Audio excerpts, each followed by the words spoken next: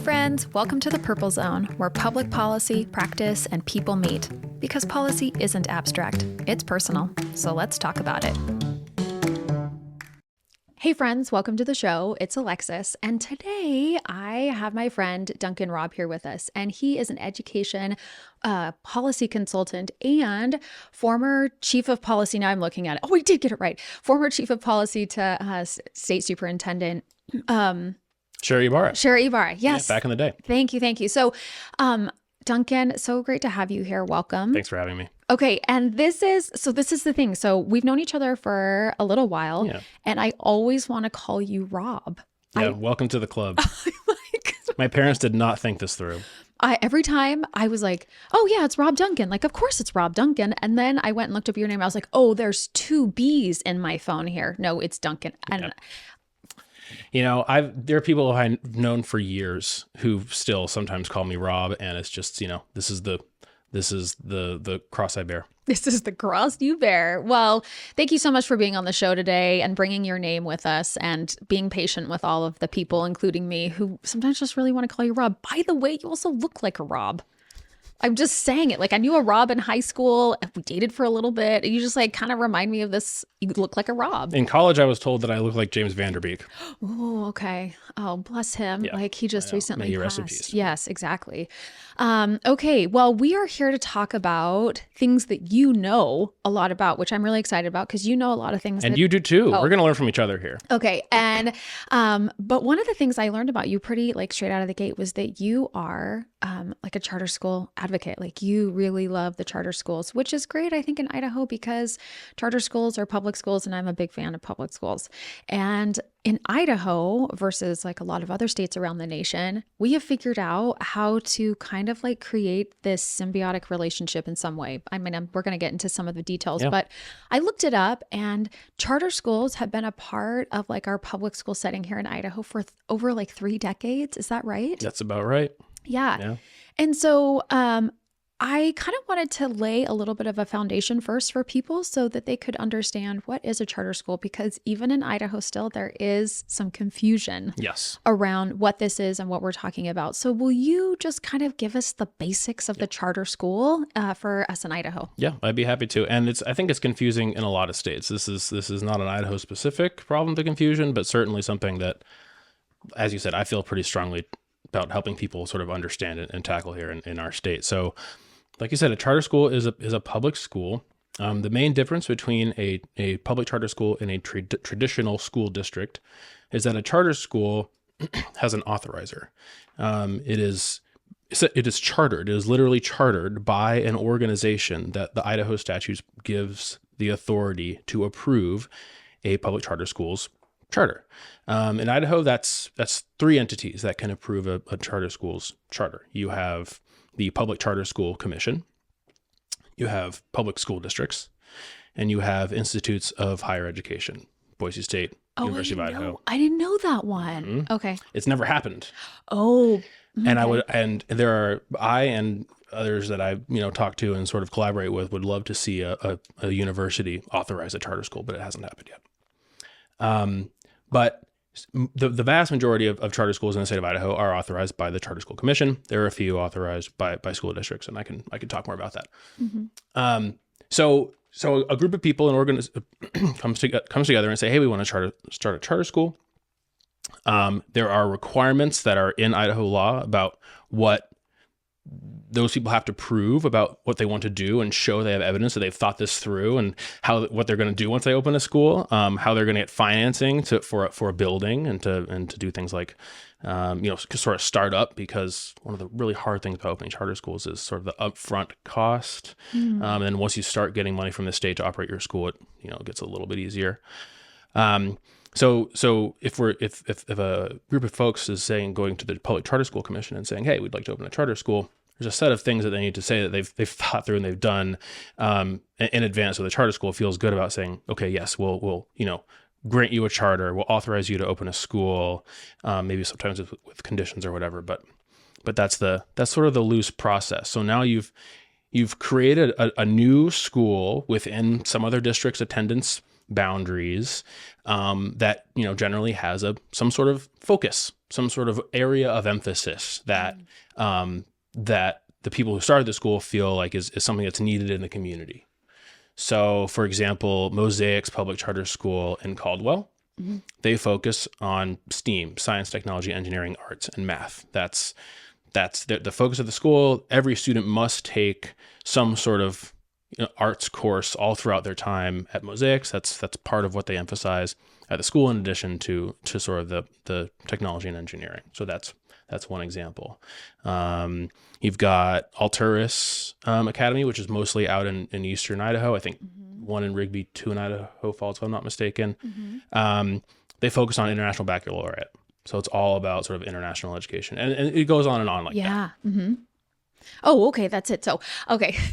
Sorry, I can keep talking, but oh my gosh, I love that you were like, I was I'm starting to feel like I was tired of hearing myself talking. So you're so funny. Oh my gosh, you're so funny. Well, one of the things I appreciate that you're talking about how they start for a reason, and so a couple of different things. Originally, when this started in Idaho, were there more charter schools that were chartered under districts than the commission initially? And now that the commission is there, I mean, it almost just seems like everyone's under the commissions. Good watching. question. Initially, when Idaho passed its first public charter school law, only districts had the first opportunity to authorize. Like, you had to go to your school district within your boundaries and say, hey, will you authorize us? And then it became, okay, well, if the district is not willing to authorize the public charter school, then you can go to the charter school commission and say,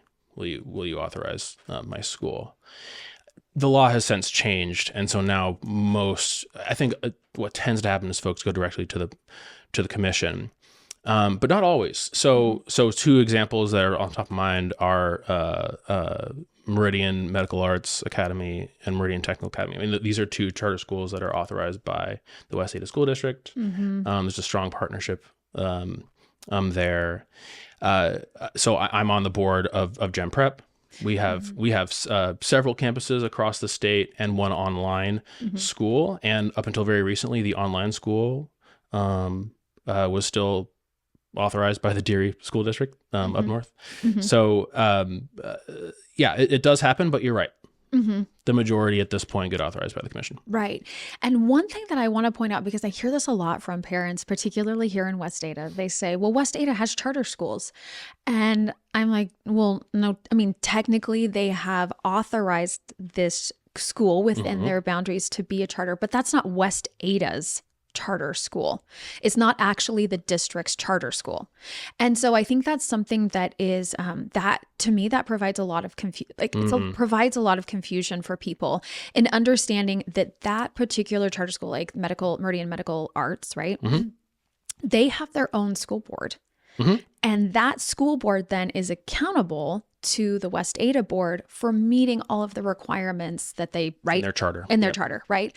But it's not West Ada's charter school. Yeah. And West Ada, and part of the, I think part of the challenge or struggle or, confusion is that, we have these traditional public schools, and then inside the public, like the traditional school district, I'm going to call it a district, there are magnet schools where sometimes within a district, you've got some special schools, specifically like West Ada, who's got like Renaissance High School, and one of their focuses is at the International Baccalaureate, right? And they used to have a little bit more elementary. They still do have some of those magnet schools, which they refer to as school of choice. That's what they call school of choice. So there's just all these different names, and I can appreciate that it's hard to keep track of. Believe me, I can too. And I like something that is really important to me. You started this conversation off by saying like, this is a topic that I feel really strongly about and I'm a big supporter of. One of the reasons why is the extra accountability that comes with having an independent authorizer. So a charter school, in addition to being accountable to its patrons, to the parents and the students that it serves, it's also accountable to meeting the conditions that it signed up for in its charter. And it's the job of the authorizer to say, if you are meeting the conditions and if you're knocking it out of the park, then like, hooray, we're going to support you. We're happy to see you do that. And in fact, there are some provisions in Idaho law that allow authorizers to give charter schools longer renewal periods if they're being really successful. But it's also the authorizer's job to say, if you're not meeting your end of the bargain, there are consequences. Authorizers can renew with conditions, meaning if you don't do these things, then like you're going to be in trouble. And eventually the authorizer is authorized to close the school down. How often does that happen here in Idaho? In my view, not often enough. Okay. In my view, a charter school, the barriers to opening a charter school should be relatively minimal in terms of sort of bureaucracy and process. The barriers to closing a charter school should also be relatively minimal if it's shown that the outcomes aren't there, that they're not able to fill the seats, meaning there's not demand in the community for what they're offering.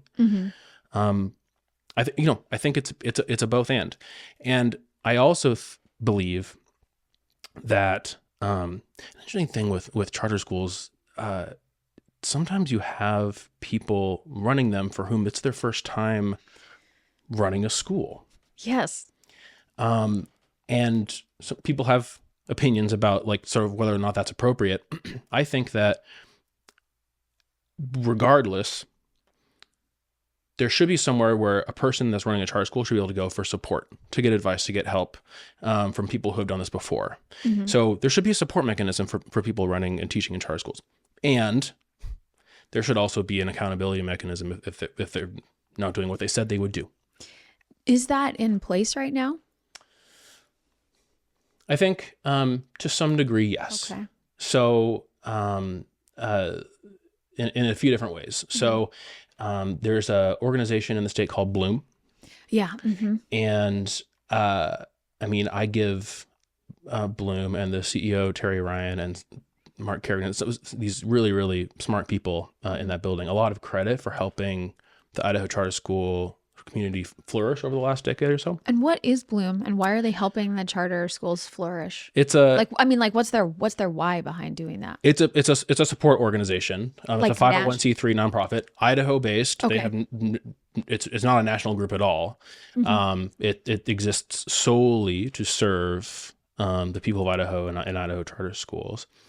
And their ethos is that the education community in Idaho is served. The students are served, the parents are served when there are additional public school options that they can take advantage of. Like that's the argument behind what they're doing. I don't think that the folks, I don't want to speak for them, but I haven't heard them ever say they think that charter schools are the only answer for education in the state. It's just that a healthy charter school sector is helpful for the education communities, it's the public education community in the state, in addition to other school choice options like you mentioned. And by the way, I will say, we're talking about charter schools. I don't want to veer us off too much, but Idaho has one of the most robust public school district open enrollment policies. Yes. Yes, we do. Yeah, in the country. And so it's one of the most permissive for parents in terms of going between schools within your own school district or schools in a school district where you're not zoned. Yeah. And one of the negative things about that, actually, because I've been thinking about this a lot lately, because, here I am, I feel like I've had these incredible experiences lately. And one of them was to speak at a national press conference last year, which was really cool. Like, it was very cool. Never done that. Yeah. It was really cool. And so to have that, to be asked to have that experience over in Washington, D.C. was awesome. And one of the things I got to say was, Idaho is a leader in education school choice. I've heard you say it before. Yes. It's not the only time I said it. But, to be able to talk about people, to be able to talk about and highlight our state on a national level for that piece is really great. One of the things, because I have said that so many times, I was recently talking to some patrons in a particular school district that is a highly, I want to go there school district, even if I don't live in those boundaries. Now what that district is experiencing is that because they have so many people that want to go there, and they actually end up having to, put up that wall of, we can't take any more students because we don't have the capacity to take them, is that this school district needs a new elementary school, not because they have open enrollment, because there's just so many kids that even reside within that district. They need a new elementary school.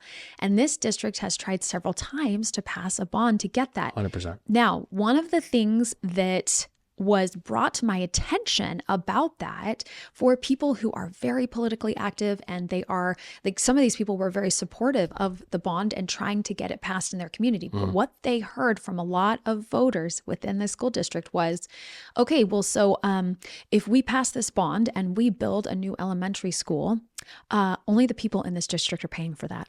And all those people from outside the district now who are taxpayers in Idaho, but they're not taxpayers in our district, are not going to be covering those funds. And then what I hear is, that's not fair.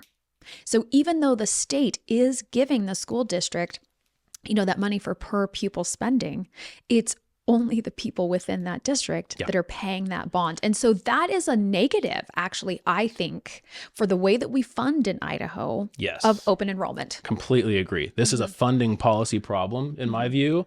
Sounds like maybe in yours too. It's not a philosophy problem. So something I talk about a lot. If you take a map of Idaho, you divvy it up by all the school district boundaries, and then you say color all those school district shapes by their the average amount they spend per pupil. It's a rainbow. It's a smorgasbord. Yes. Like the differences in what each district is able to spend per kid across our state is way too variable. It's way, but by the way, I recently saw the Bloom report, and that number was not captured in the Bloom report. And I know, we're talking about this. Yeah. And listen, I'm not even gonna defend them, but here's what I was gonna say. If you go just across the street and look at Wyoming, do the same map for Wyoming, nearly identical. Every school district, the funding per kid is nearly identical. Okay. And that has to do with how the state divvies up money, takes funds from districts that are able to raise more money, like have higher property values, redistribute some of that to districts who can't. This is a funding, So this is a huge, but I guess I don't think that Idaho's sort of ancient and faulty funding formula is a reason to not sort of give public school options to the students within it. There is a problem to solve. I just don't think that the public school choice thing is the problem that needs to be solved, in my view. Right. And I hear what you're saying. And I do see that, on the state level, lawmakers are trying to address, building, funding buildings and, the building of buildings and stuff.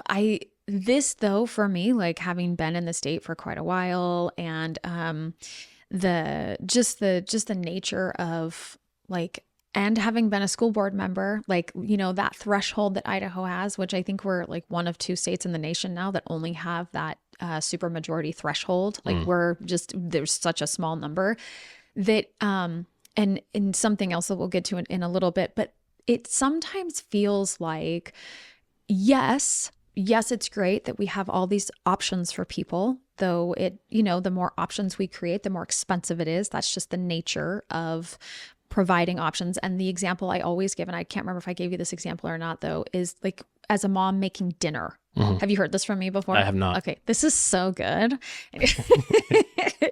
At least I think it's good. So, and people have told me it's good, so I'm going to say it here. So I'm a mom and we're a family of 6. Okay.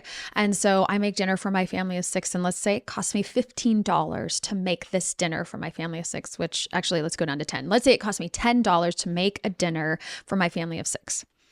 But you know what? I've got a couple of like picky kids and they don't want to eat that meal because some of the food touches each other. Okay. This was like that's my 4-year-old. Yeah. So it's like real life. This is real life here. So now I need to make a second option dinner. So now I'm making 2 dinners, and instead of that dinner only costing $10, now it actually costs $15 because I'm making a second dinner. I'm providing a second option for them.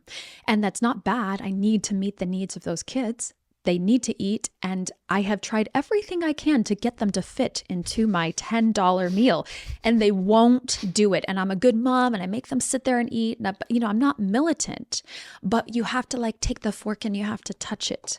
You have to take that fork and you have to touch the dish that's there. And then the next time it comes around, maybe we do that 5 times, and now you got to take the fork and you got to get it close to your mouth. That's it. That's all I'm asking you to do, right? And now after X amount of times, now I just need you to put your tongue on that thing. I just did that thing You're that's there. speaking my language. Like we go through this Yes. in my own house. Yes. And so pretty soon you get your kid to take the bite, and then you tell them, did you know that it takes 3 bites to really acclimate your mouth, And so they finally believe you and they do it. And they're just like, I hate this meal. It makes me gag. I can't do. Okay. I've done everything I can as a mom to make this work for you, and it's not working for you. So we need this second option. And because we have the second option, it costs us $15. So that is like school choice in the state of Idaho. Like that's how I view it in some way, that the more options we provide, it does just get a little bit more expensive. I'm not saying it doesn't have value. It just does. And so when I look at these different pieces of how we put education together in Idaho, there are some pieces. Sorry, I did not lose my voice over the weekend, but I'm struggling with a cold. Do you hear me? My allergies are kicking in. So Okay. no So, judgment. How some of this has been pieced together is a bit of patchwork in my mind. And because we have this patchwork pieced together, it's not working in the most effective way. And we, like to your point of, well, the philosophical concept of providing open enrollment across districts, that actually works for Idaho, but the funding part doesn't. And so it's like, yes. And also right now that funding part, because of that funding part, it's impacting districts' abilities to pass bonds and build new buildings that their school district desperately needs. And so I just think there's something else, I keep saying this that we're going to get to, but I want lawmakers to stop talking philosophically about how we have these things, and I want them to actually fix the problems. And I think that you would agree with me, is particularly the funding formula for public schools in general. And we have, like right now, virtual schools have been a major source of, Tension, yes. And even like IDLA, major force of tension for both public and private school. I mean, one lawmaker noted that like, listen, we're, double paying for a kid here in the district, and then they're taking IDLA and then they're doing this. And another lawmaker said, well, we're doing that for private school kids too, because private school kids are getting funding here for IDLA and we're also paying for it here. So it's double or triple for everyone, right? We can't just say it's one particular, except for like the homeschool kids who are only, homeschooled at their home. And so I just think that, our funding formula is out of date, even for these online options and these additional things that we have. So that's true. Yeah, I think that's true. And listen, like we started this talk about charter schools, and I have very different feelings about some of these sort of like private school options and stuff, which you can get into if you like. But I think what we've seen, I know what we've seen in Idaho is educators who've decided to start charter schools who sort of understood the risks. Like the funding formula is against the charter school. Tell me why that is. Because the charter school can't levy its population. It has no boundary. Like it has no voting district. So how does the state make up for that? I mean, in some fashion, right? Because don't they pay more per charter kid than like going to a public district? No, there's no different like multiplier for a charter school. No. Okay. The state does provide some options to help with financing for buildings. Okay. So Gen Prep just went through this. If you really know what you're doing, you can finance your building at like a 1.5 interest rate. Say if you really figure this out, but it takes a lot of work. So facilities are always the thing that charter school leaders are saying like they need help with, because it's just hard. And I actually had a friend who told, like, she has a charter school and she said, she's like, we can't afford the building, so we actually have to close. That's what she said. Yeah. The buildings are really hard. So the states try to help a little bit with that. Charter schools are their own district. And so that means that the way that the funding formula works, like small districts get a little bit more money per kid because it's funding classrooms. And so, like that's there. But yeah, I mean, and I know a lot of traditional school districts. I talked to you when I came in here today about the interview that you did with the teacher out in Middleton about a year ago, and I know Middleton faces this all the time. Like, just because they can, try to pass a levy doesn't mean that they always do successfully. But yeah, charter schools don't even have that option to begin with, so they kind of have to work with the money that they get from the state per pupil, like just via the funding formula. Yeah. So one thing I want to make sure I capture as we like talk about charter schools and then move into this other part is a charter school does have a school board, but they are chosen differently than the traditional. Correct. So how are they chosen? How does They are so when a charter school begins, they have like a founding board that was put together. The person is starting the school reaches out to members in their community, people that they know, to create a founding board. Then they have terms, and then from then on, the board appoints. The board itself appoints members based on whatever expertise that the board might need at the time. So when Gem Prep reached out to me to be on the board, they said we would really like somebody with some policy expertise, because one of the functions of school boards, both traditional and charter school boards, is to pass policies that affect all the teachers and students in their building. So that was what I was able to provide. Sometimes they really need somebody who's good with finance, because finance is such a big part of running any school, charter or traditional. Sometimes they need somebody who, like, sometimes they put a parent on the board, at least one parent of a child in the school. It seems like typically a good idea. So they're just looking for different areas of expertise that they need for the organization, and then they'll vote up or down whether that person can join the board. Yeah.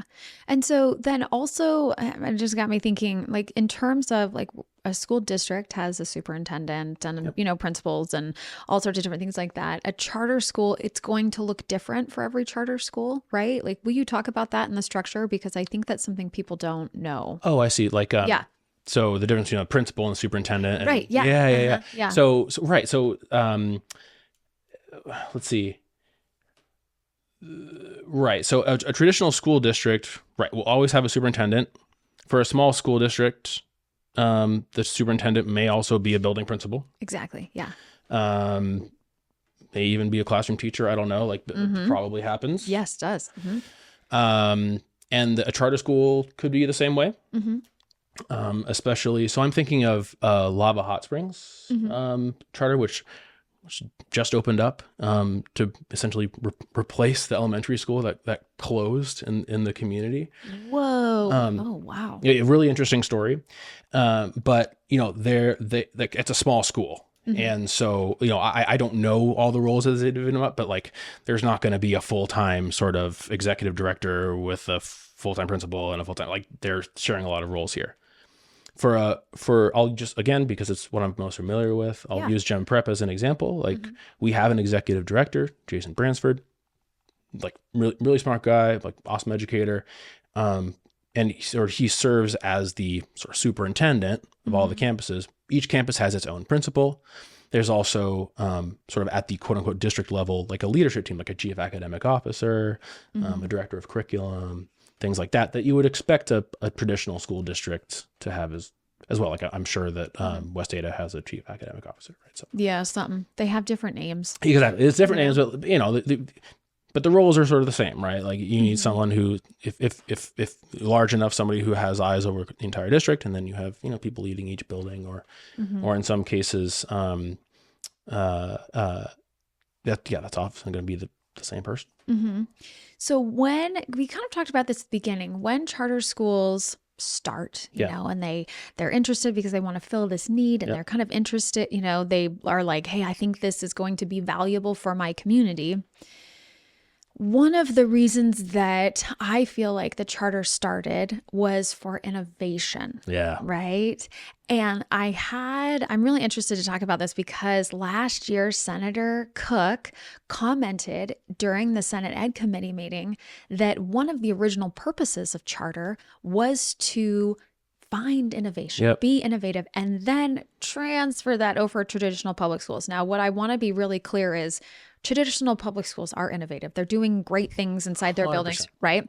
But there are some things that the charter school can do that the traditional public school cannot do, or they have a focus, or they're, Yeah. I mean, I remember when my my oldest, actually, we lived in Portland for a period of time. My husband was a resident, so we were there, and that's where my oldest started kindergarten. And we got him into a charter school, which was cool, but it also meant I was, taking him to and from school every day, which I like. I love it when kids can ride a school bus. I just do. I rode one. I was a country kid, rode the bus a lot. So I got him into this charter school, and what was interesting was like the curriculum was based on research that had been done at the University of Oregon. And so, Go Ducks, my alma mater. And so yay for you. And so I just always, I found that kind of interesting, right? And they were learning about different things through, through their process of being a school. And so now, though, here in Idaho, what Senator Cook commented was there is not a link. This link is not happening between charter schools and traditional public. And what I actually just talked to a representative the other day saying, hey, this isn't happening. And he acknowledged it's not. And I was like, what can we do? And he's like, well, bring a bill. And I was like, why do we have to have a bill for this? Like that seems like counterproductive if it's already built in. So I want to talk about that. Yeah. I think that's a valid reflection. I think that there should be more of that going on. I think that one of the reasons that it hasn't, and this isn't really an excuse, it's just sort of the nature of the thing, is that because you have charter schools and you have traditional schools, there can tend to be, some divide there, right? People, whether true or not, the perception that like, oh, well, you have it better because you're a charter school, or like you have it better because you're traditional and you can raise more money. Like people might tend to create more difference than there actually is between the two ways of doing public school.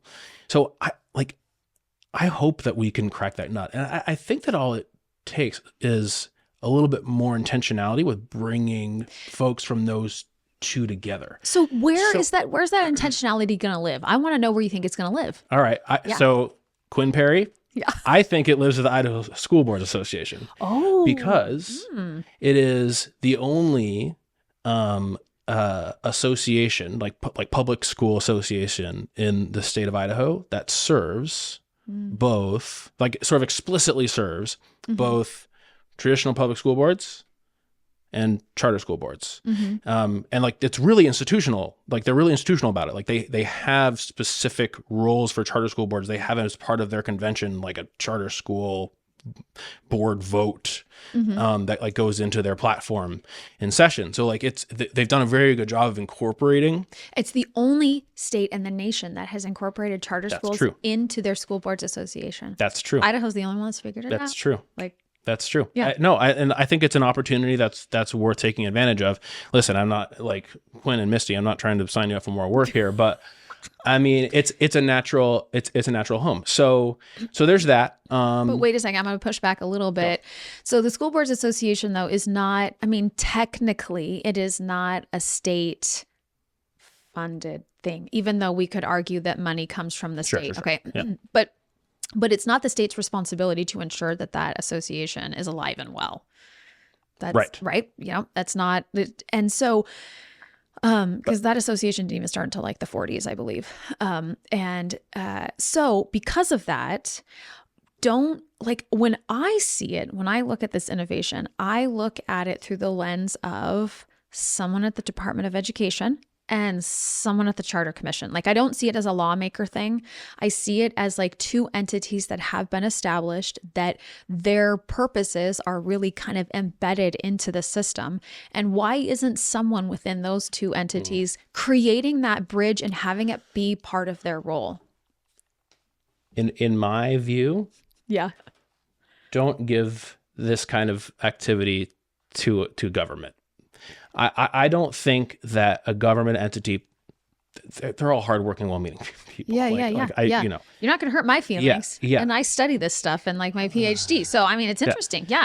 I think if you were going to create natural and organic partnerships between people and organizations that are doing education a little bit differently, you want it to be housed in a non-governmental organization that that organization benefits when that collaboration happens more effectively, right? Like, you want there to be some skin in the game for getting that kind of partnership going. Okay. And in my view, that sort of incentive isn't quite there in a government agency, because the government agency is there to make sure that like rules are followed, things are done, that the law is sort of but technically though, again, I go back to like one of the purposes of charter schools, like why it was, created and then embedded into our system, was to provide innovation.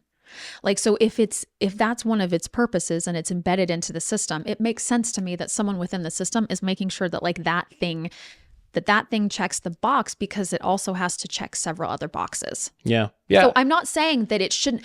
I guess what I'm saying is I'm not suggesting that the monitoring or doing of that lives within either of those two entities, and like to your point, the School Boards Association is actually the association and, is an entity within the state that is, the intermixing of these two school concepts. Yep.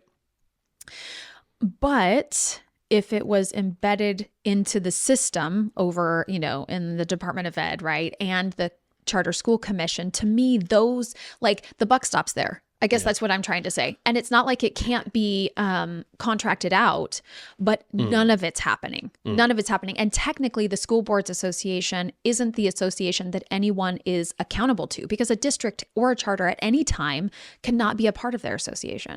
Yeah.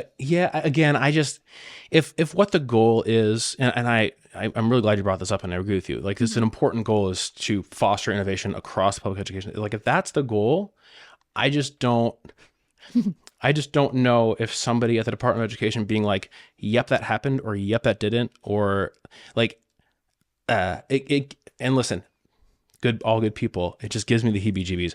I would much rather the organizations, like I've said, have a vested interest in this, sort of take the lead, even if there's no one telling them that they have to. And and like, I will say, like, going back to sort of our friends at Bloom, because I've talked to them about this recently. Oh, okay, cool. Like, I think even they would say like, oh, we could be doing more.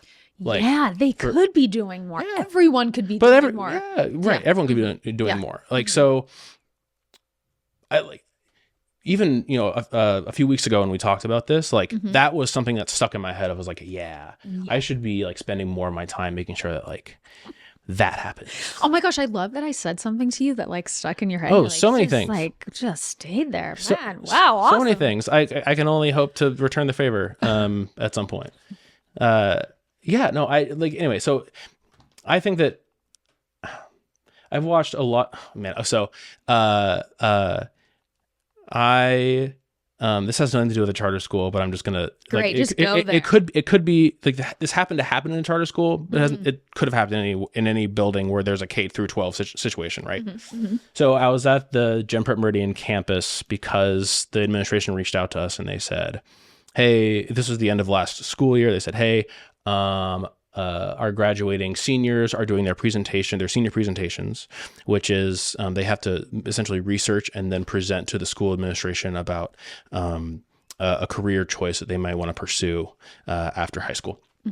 So, hey, where seniors are doing their presentations, we would love it if you board members could come and see any if you have time.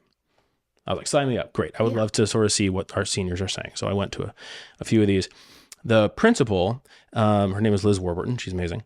Reached out to me and she said, "Hey, if you're going to come at this day and time to see some presentations from seniors, why don't you come a little bit earlier and you can see our I think it was K5 assembly, our quarterly assembly for K5. Oh my gosh, I love assemblies, especially elementary. So this was, elementary assembly, the last one before the holiday break. So Liz was dressed in a like Christmas tree outfit, right? Like green Christmas tree with like lights on it.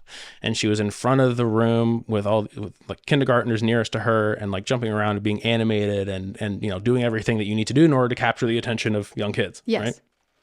It's so fun to watch. Then she finishes with that. I'm in the back of the room just watching. She finishes with that. She comes back. She meets me. She says, all right, let's go to the senior presentation. Ducks into her office, takes off of her Christmas tree suit. We walk down the hall to the other building with the high school in it, which obviously feels very different, just vibe wise. Yeah. And we go into a conference room and we sit down and we listen to a nervous high school senior give their presentation on their thing.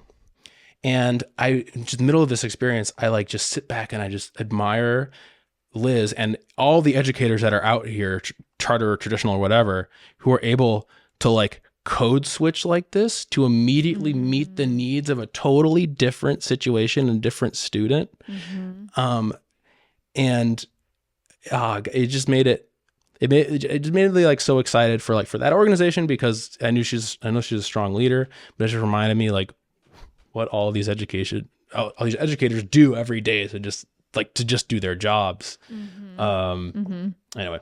I love that. I love that. And by the way, I have not all districts do it that way, but there are some districts and charters who have them present their senior presentations, have seniors present their presentations to volunteers and all sorts of stuff. And if anyone has an opportunity to do that, I highly recommend it, because it is so cool to watch these students nervously, and then they kind of gain a little bit of confidence and then answer questions from people, and to see what they've learned about this experience and what comes next. I love that so much. Yeah, I was really glad that I had the chance to go and see. I'm really making it up. I'm the education policy guy. And if I have to look at myself and be like, wait a minute, I haven't been inside a school for 2 weeks. Like, wait a minute, I'm doing something wrong here, because you forget about what's happening in schools and you need to remember what's happening in schools. Anyway. Yeah.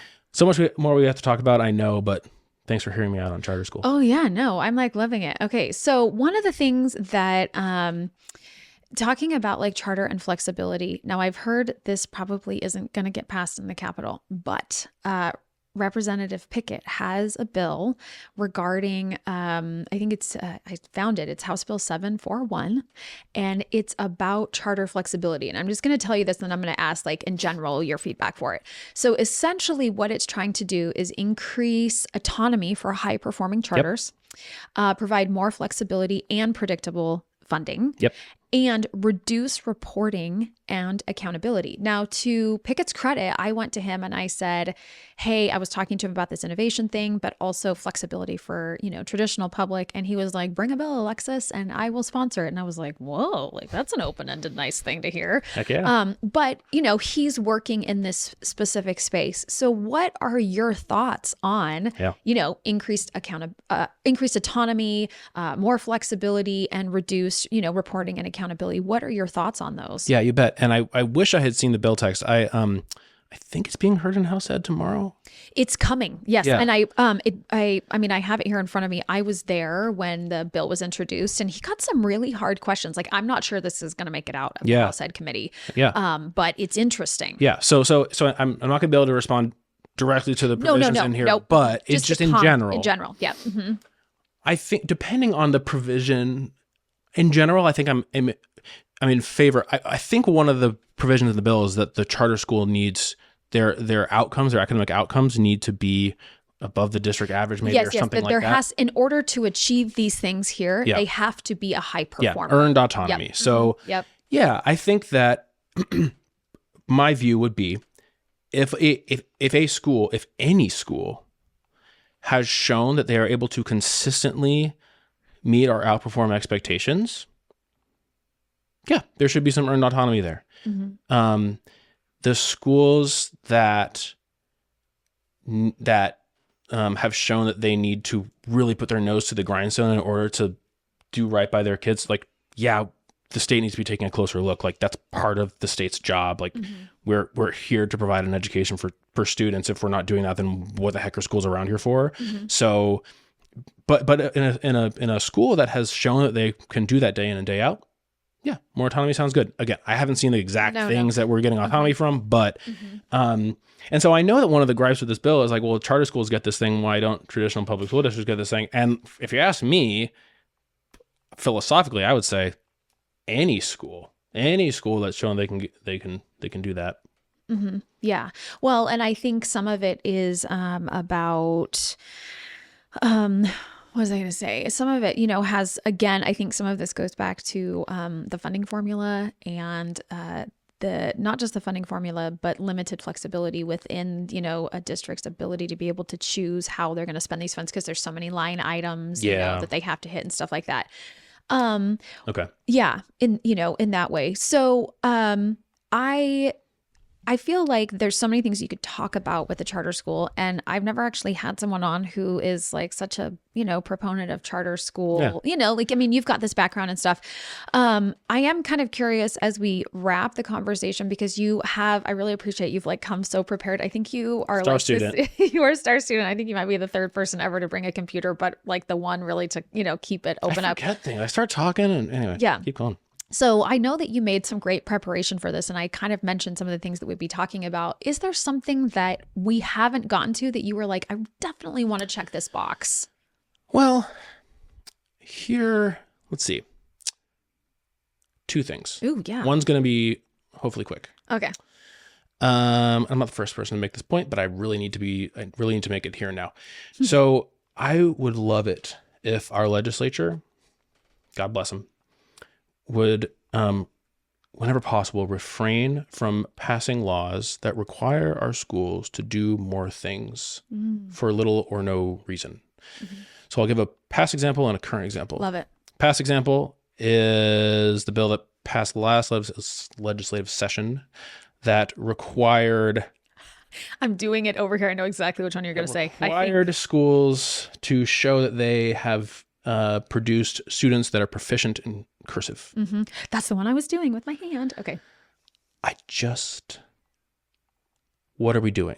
Like, if you look at the bill, the statement of purpose, I think it hinges a lot on a student's ability to like read our foundational documents. I think so. Mm-hmm. Yeah. Of course the foundational documents are important. Mm-hmm. I don't know that I could read the foundation. I haven't actually seen the original probably in a long time, but like... They are hard to read, and I consider myself pretty good in cursive. Yeah. And I was in DC not that long ago, and I saw some of the founding documents. Now, by the way, those founding documents are super faded, so you have to have good eyes. Sure. And the light has to be just right over them. But that particular cursive and the writing that they're using from the 1700s, I think is different actually than some of the cursive that we use today. The letters are literally different. Yeah. So,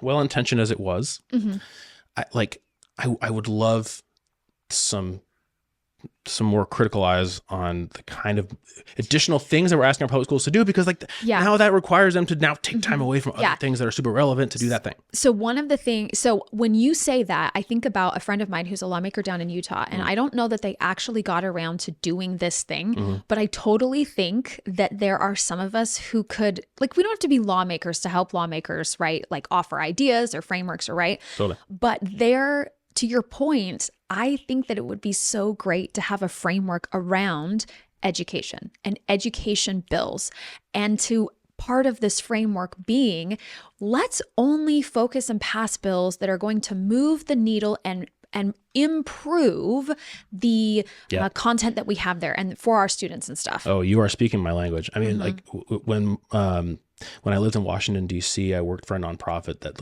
basically that's what we worked with state education chiefs. So Debbie Critchfield, our superintendent of public instruction, she's a chief in sort of like the industry parlance. So the Debbies in every state, we would help the Debbies in every state think about their strategic plan for education in that state, and like an actual written document that says, here's what we're trying to do.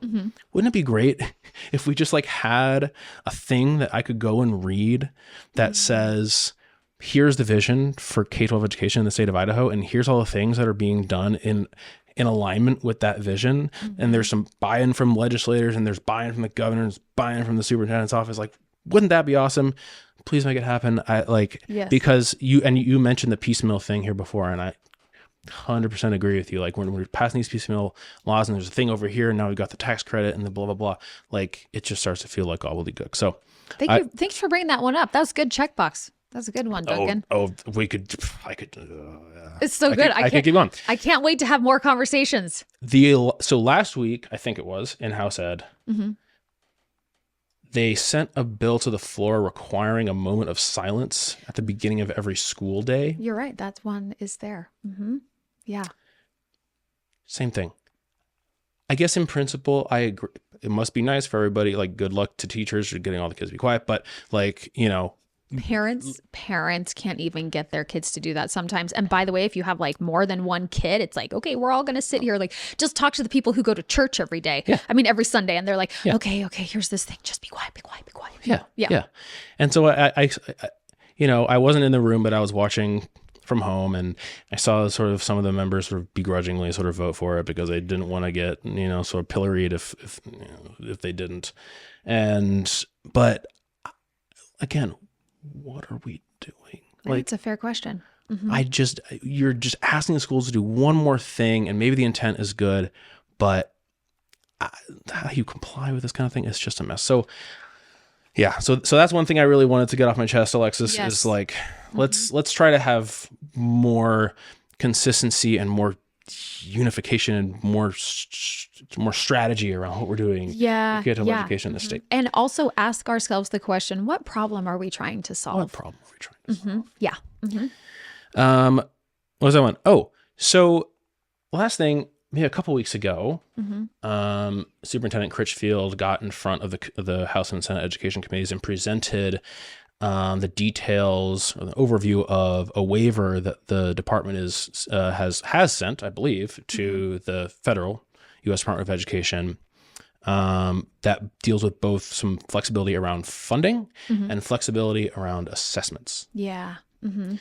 And because of the work that I've done with national groups, I've heard a lot from a lot of my friends about that and the merits and the drawbacks and of kind of what she was proposing there.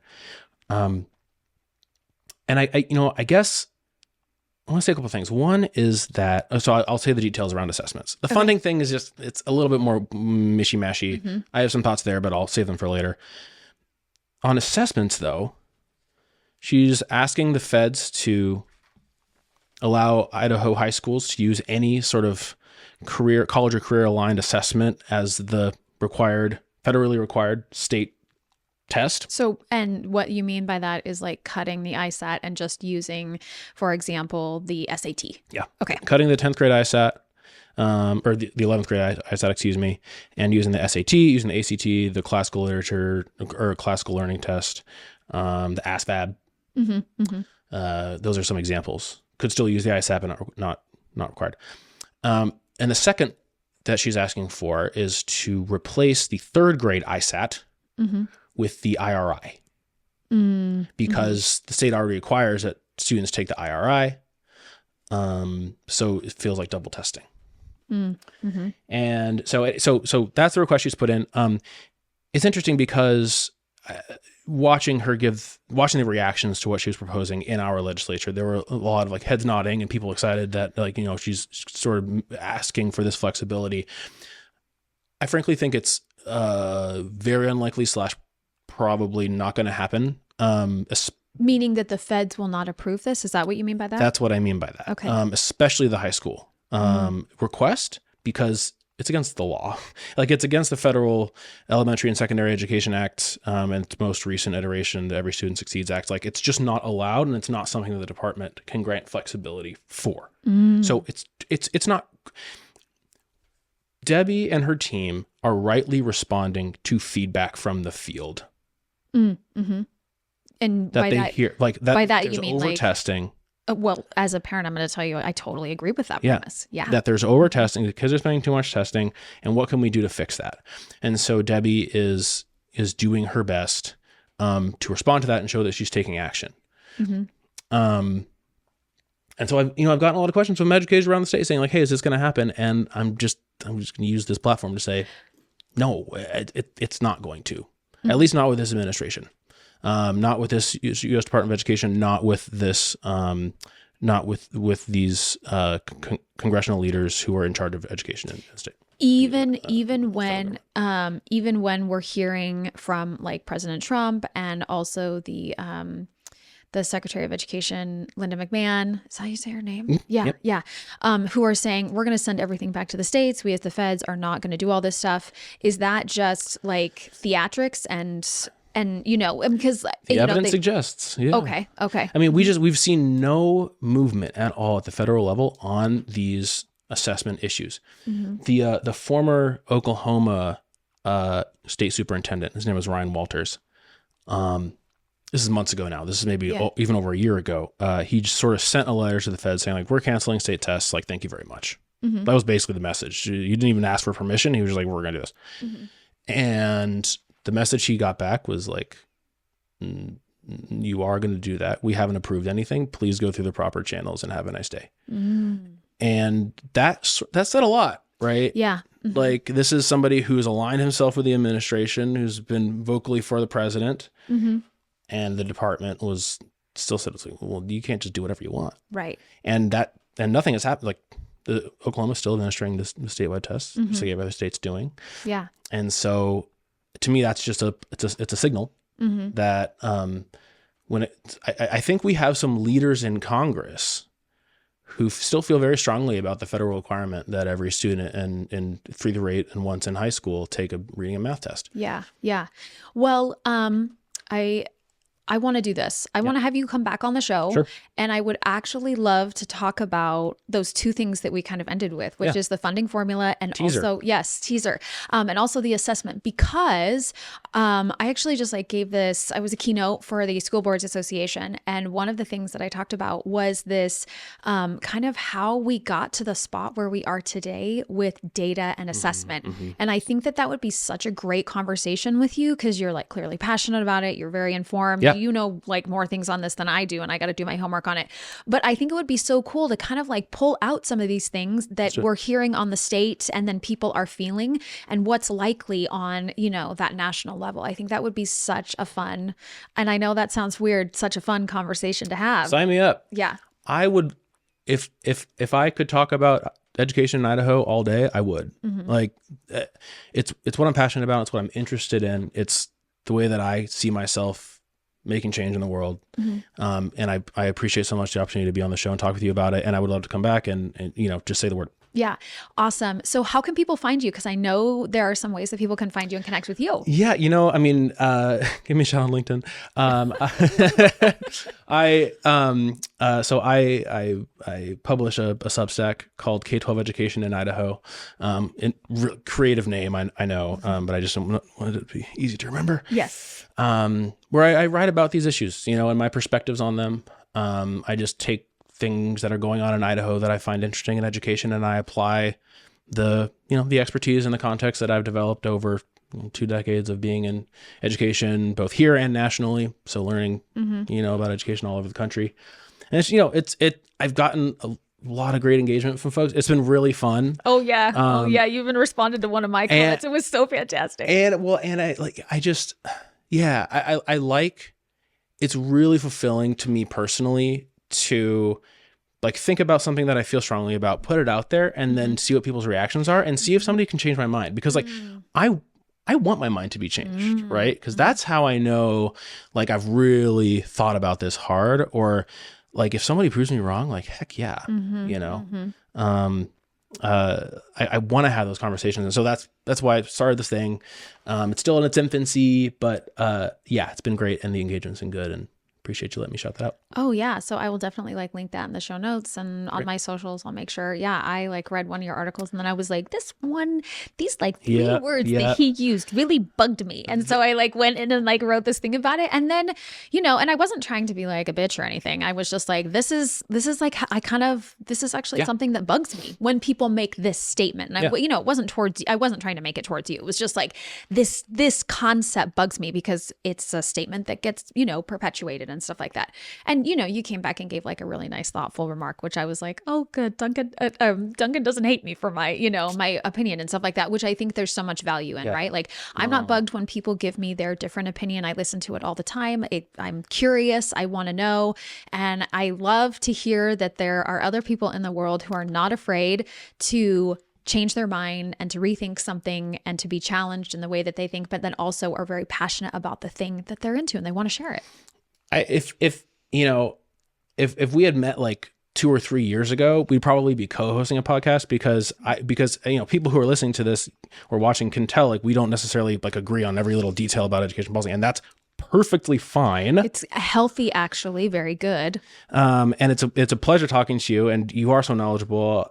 And so, yeah, when we put ourselves into our bubbles and we only talk to people that we agree with, like, we become weaker people. Like, so I just appreciate the opportunity. Yeah, awesome. Well, thanks so much for coming, and we'll have you on soon. All right. And that's a wrap for today's episode of The Purple Zone. Thanks for being here. If you liked what you heard, leave a review on your fave podcast app or on YouTube. And from me to you, the heart of The Purple Zone says community is where policy comes to life.